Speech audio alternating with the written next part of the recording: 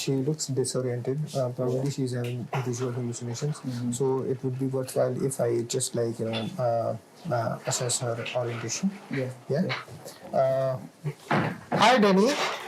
Danny, Get out! Go away! Get out! Danny, my name is Dr. Singh. Can you tell us where are you right now? I'm in the shop.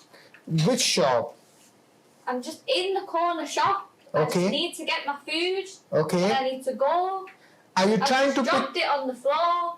What are you trying to pick? Stolen it from me. I don't know why they stolen it from me, but they stolen it from me.